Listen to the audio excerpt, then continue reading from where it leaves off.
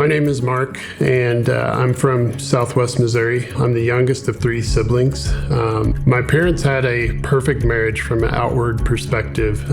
My father was a business owner and a pillar of the community. However, things were much different behind closed doors. My father seemed disappointed with his marriage and his family. And that came out in anger. That came out in me finding a pornographic magazine when I was 10 years old. And that got me started down the road of viewing pornography.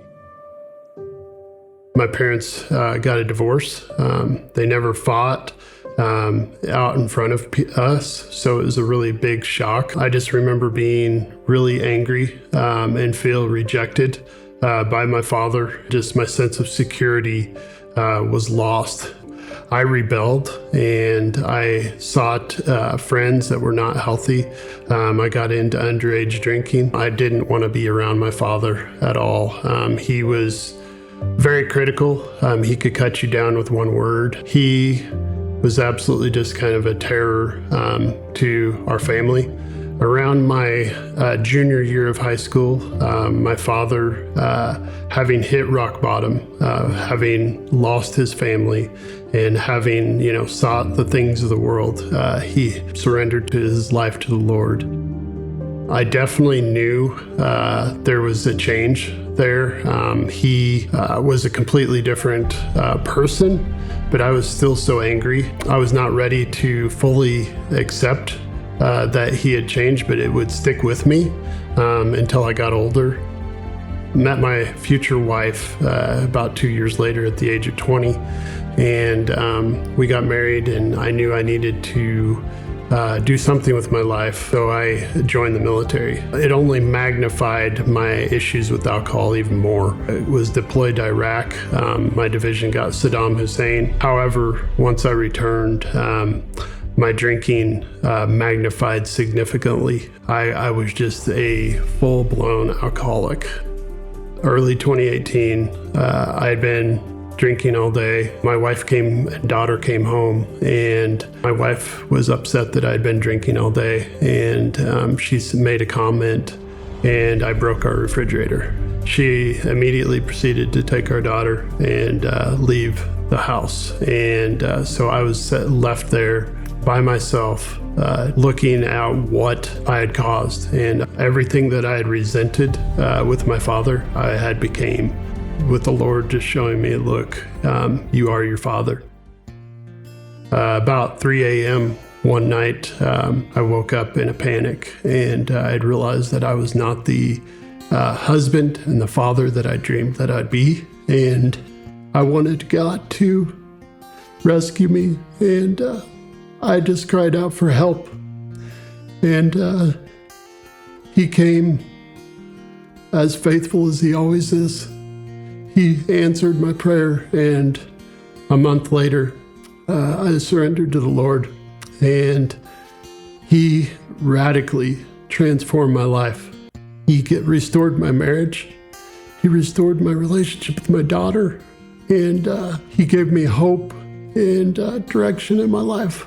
I no longer had the desires I used to have.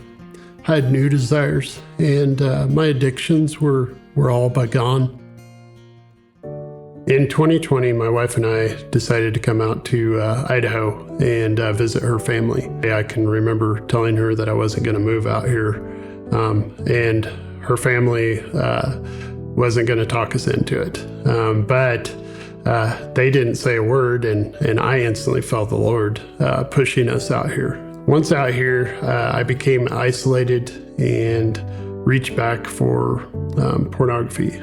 This was devastating to me because I love Jesus so much, and how could someone that loves Jesus so much reach back for something they knew they shouldn't? I attended church, and I didn't feel worthy to be in the building.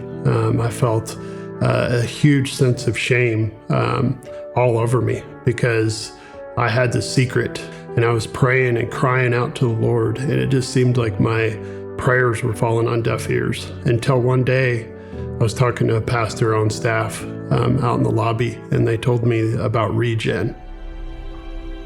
I about dropped to my knees right there, as I knew it was from the Lord. I knew that he had heard my cries, and he gave me this program that I so desperately needed. I was apprehensive about the community aspect of it, that I would be in a group setting talking about my deepest, darkest secret. But then I started realizing that's where the Lord works. There's power in that. Through my vulnerability, willingness to be vulnerable in front of others, the Lord used that and gave me tremendous freedom and tremendous hope. I learned that it's not about my performance. I learned that it's not about my efforts, but it's about God's grace and about His love. And I learned that He's faithful in all, and that He loves us all, and that He will never leave nor forsake us. Now I realize that shame is a tool of the enemy. It tells me that I am inherently flawed, that I'm defective, whereas conviction is from the Lord. It tells me that I made a mistake. But the Lord is much more interested in how I get back up rather than me just staying down. Looking back, I'm just so thankful that God restored everything in my life and continues to heal me and continues to bless my family. And I cannot imagine my life without the Lord.